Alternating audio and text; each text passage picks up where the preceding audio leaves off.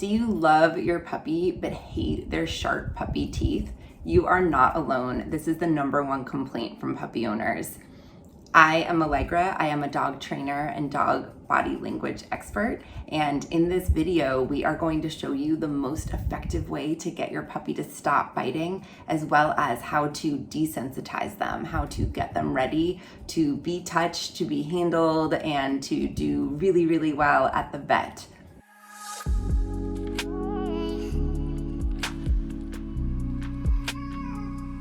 This is Chispa, my helper today, and we are going to be doing a little bit of puppy training. So the first thing that we're going to talk about is desensitization. It's really important when you have a puppy to get them used to being handled. So obviously we all know about petting. You pet along their back, you pet with the grain of the hair. A really important thing to get your dog acclimated to, especially a smaller dog, hi honey, is having a hand come over their head. Because if you just noticed there, I surprised her. So what I'm doing is I'm reaching my hand through her blind spot, she can't see up here, and I'm touching the back of her neck, which is actually the most vulnerable part of a dog's body. So in dog language, that is a really, really, really rude thing to do. That's like if somebody came up behind you and grabbed your crotch, it would be extremely inappropriate and invasive. Unfortunately, this is how a lot of people pet dogs. They come from a human standing height through the blind spot to the back of the neck. And some dogs really, really, really don't like this. So even though I know that it's rude and I wish that I could teach all humans not to do it, I can't. So it's for me to get my dog used to something unpleasant happening. So I like to make it a game, try and surprise them, and you have a light, happy energy and you can make a silly little sound with it. So I just want to be sure that my dog is used to that kind of rude, unpleasant thing happening, because inevitably in their life, people are going to do it. For me, the best way to pet a dog is to put my hand down like that and see if they're interested in interacting. She came closer, she smelled my hand, so I know, oh, okay, this dog is interested in engaging with me. I know, honey. And then I'm going to take my hand, move it within her eye line, and scratch her on the shoulder. And then from there, I can see how that's going and I can touch the rest of her body. But I like to come towards the nose. She's more interested in my foot. Come towards her nose, stay in the eye line, and then move back to the rest of the body. When I put my hand down, not every dog is going to want to sniff and interact, and that's okay. If a dog doesn't seem interested, turns their head away a little, that's just not a dog who feels like interacting with me right at that moment, and I feel you. I don't always want to interact with people, so I get it, and I rarely force a dog to unless we're doing something important. So when we talk about desensitizing, I'm thinking about the future. When I desensitize a dog, I think about everything that could happen in our life. So in my dog's life, I'm going to want to brush their teeth. I'm going to want to get in their ears to check them for bugs and to clean them. Sometimes my dog might have a stick stuck in their mouth, so I'm gonna need them to be comfortable with me getting my finger in there, or if I have to give them a pill. I also wanna be sure that I'm desensitizing my dog's paws. Dog's paws, and you can see she's getting a little upset there. She tried to nibble my hand. Dogs are naturally very protective of their paws. So I want to be sure that my dog is used to having their paws handled. And this isn't just because I like to torture my dog, I don't. It's because inevitably your dog is going to get a thorn in there, they're gonna need their nails cut, and if my dog is injured, they're going to be even more protective. So I want to be sure that when everything's cool and we're happy at home and we're having a nice little play session or pet session, that I'm getting them used to having those paws touched so I don't have a huge problem if we do get an injury like that. The other areas I focus on are the tail and the genitals, just in case you ever need to touch into those areas. So just like I'm doing with Chispa here. I want most of the touch to be nice and pleasant and fun, and I want my energy to be happy and light. I want it to be a good experience for her overall. And then oh yeah, I made it too happy, now she's trying to nibble me. And here I'll put a word to what I'm doing. I'll say belly rub. And if she tries to nibble me, I move my hands away. So we do belly rub, belly rub. Oh, that's a good girl. And then here, while I'm rubbing her belly, I snuck it in. I'm holding her back paw. Yeah, I got you. So I'll do a little hog tie with the back paw. And here I'm not gonna let her nibble me. And as long as she's struggling to pull her paws away, I'm just gonna keep gently holding them, as gently as I possibly can, without being so gentle that she just pulls them out of my hand. And what I wanna wait for is that moment where she relaxes. So I call that a surrendered state. I don't want her to be submissive and give up. I don't wanna break her spirit. I just want her to go, oh, okay, fine. You know, you have my paw, you'll give it back to me when you're ready. So here, and she's feeling a little feisty now. So I'm gonna hold her paw.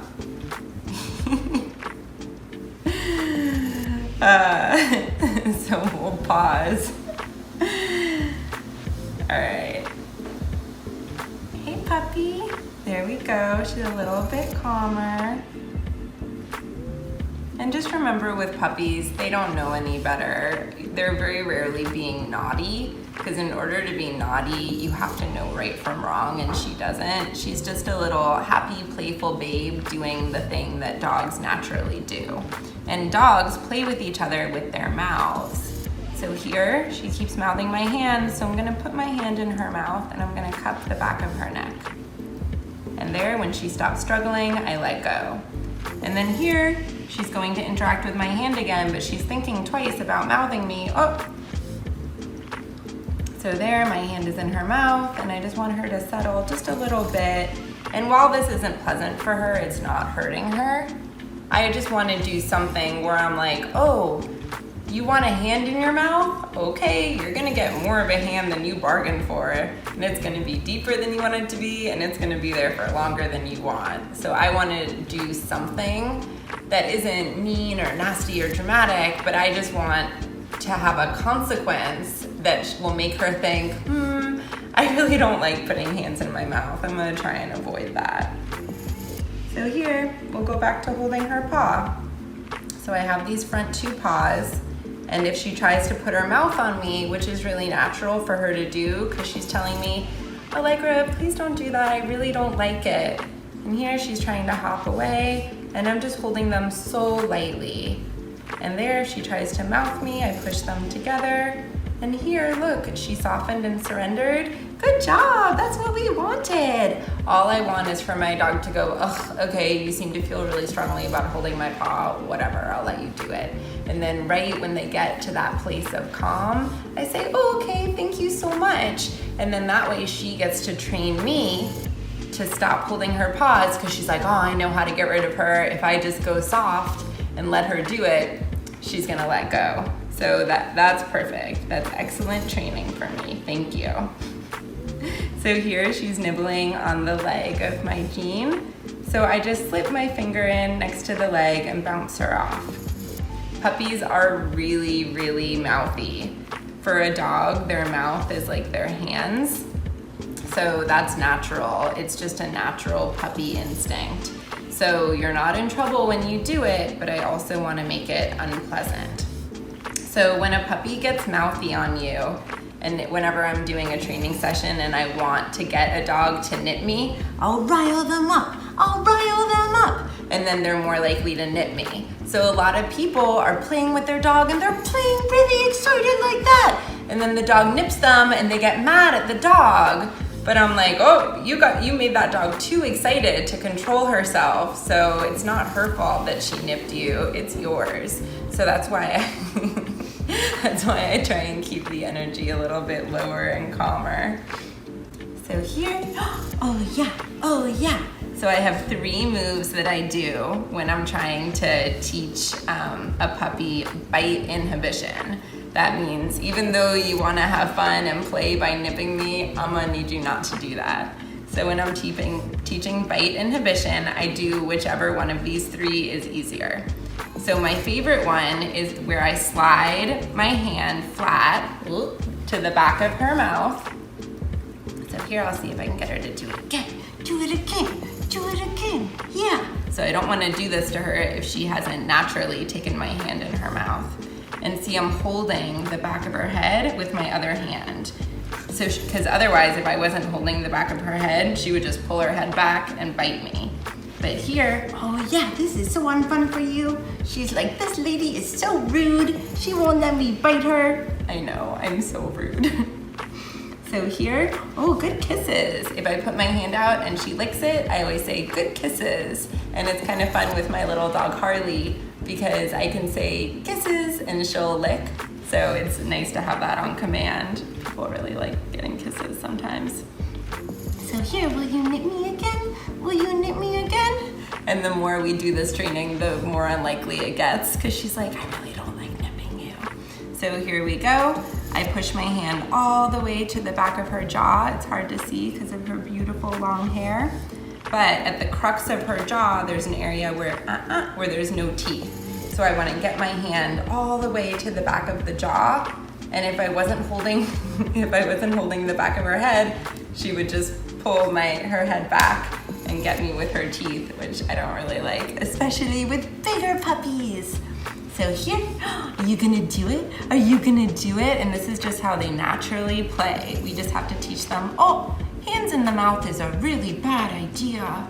So here, just hold it, and I just wanna hold it again until she softens and stops trying to get away.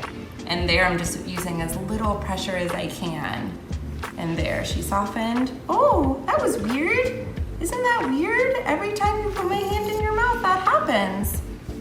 So the other one that I do sometimes, I think about the crocodile in Peter Pan, you know, where they stick a branch in his mouth. See if we can get her to do it. Come on, puppy. Come on, one more time. One more time. Will you do it for me? Will you do it? Oh my God, puppies are so cute. Will you do it? Will you do it for me? So I really want her to make the connection between her nipping me and then my hand being in her mouth for longer than she'd like. So I really try and rile them up till they make the choice to do it. Come on, come on. Are you gonna do it? Are you gonna do it? Okay, we got it. So here, I'm going to put one finger on the bottom of her jaw and one finger on the top. And I'm just gonna hold her mouth open longer than she wants. And here, she surrendered pretty quickly. So I've already taught her the way to get rid of this girl is just to lean in. And there, you just act like nothing happened. Oh, that's so weird. Whenever you put your mouth on my hand, that's what happens. Gosh, do you think maybe it's a bad idea?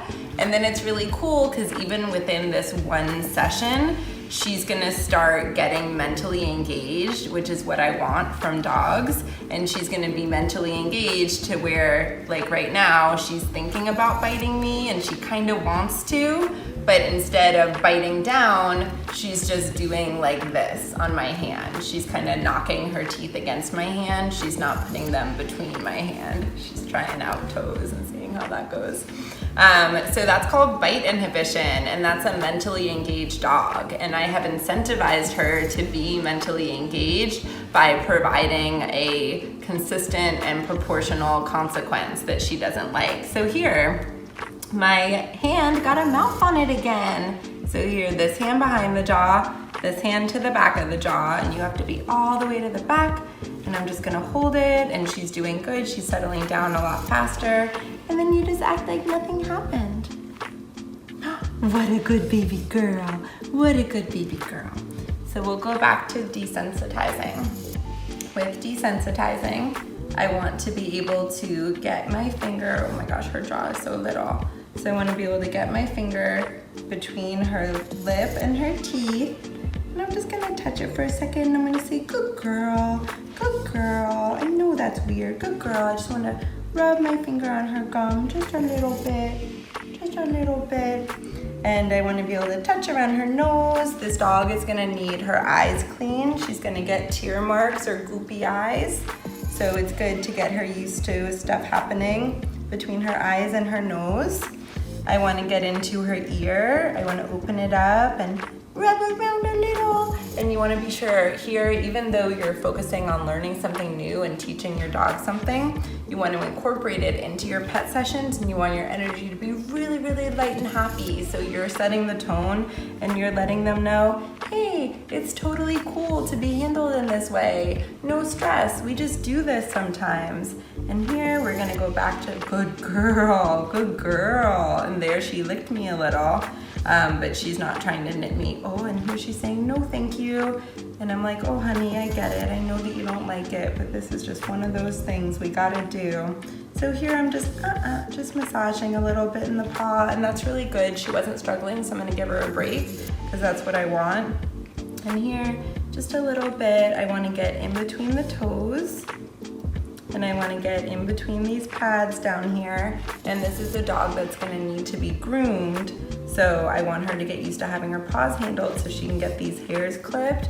She's such a good girl, and this is amazing just in this one session, how much more comfortable she's gotten, and she's learned the right way to get through it and make it last as short as it possibly can is just to relax. So, superstar. I want to get her used to her back paws being handled. I want to touch her tail. The other thing that I like to desensitize for is children. Children go through a stage where they pet dogs by giving them, I call this spankies. So I'll just pet my dog with little spankies, and I'll say spankies. And it is my responsibility as a dog owner to always watch who is interacting with my dog and how. It's not my dog's responsibility to respond appropriately. And if a child touches them in a way that they don't like, in dog language, they are going to communicate their displeasure by growling or doing a little warning nip. And that's not her fault. That's the job of the parent to be watching their child and the dog owner to be watching their dog. This dog is not gonna know, oh, don't do that to a kid. They're just gonna do what their instinct is. So here, I wanna get her used to spankies. Yeah, because somebody might do that someday. Oh, you got the little spankies. And there, see, she doesn't mind because my tone of voice makes it seem really fun. Yeah, you got the spankies. And then sometimes we'll play and I do belly rub and then I do a little hog tie. So I do a little hog tie. And here I'll slip my hand under her chin if she's trying to nip me. There, she can't nip me. And that's so good. And we just do the little hog tie on the paws. And she was being really good, so I release it. Oh, now here she's nipping me again. And let's say I want to give her a pill, and this might be hard to see on her tiny jaw. We'll have to zoom in. What I do is I find the crux of the jaw on the outside. I slip my hand into her lip, and I move it back along the tooth line, and then I just pop it open, and then with my other hand I'll slip the pill in, and then I hold her mouth shut until she swallows. Yeah, thank you for the kisses. I know I'm petting you so weird right now. You're being a really good sport.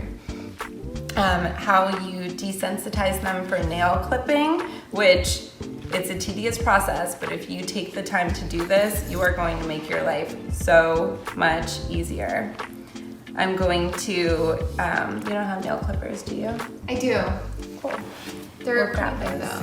Yeah. So you want to think about everything your dog is going to experience. We're going to do a bath with her in a little while. I want to get her used to her nails being clipped. I want to get her used to being picked up without biting my hair. I know, it's so tempting. And here she put her mouth on my finger and she good kisses. She didn't close down. She's already exercising that self-control, that bite inhibition. This dog is 3.5 months old, so don't let anyone tell you that dogs who are 6 months don't have the self-control. We just need to calmly teach them and find the right incentive. Thank you. So when we're doing nail clipping, and we're not actually gonna do it today, I at first air clip.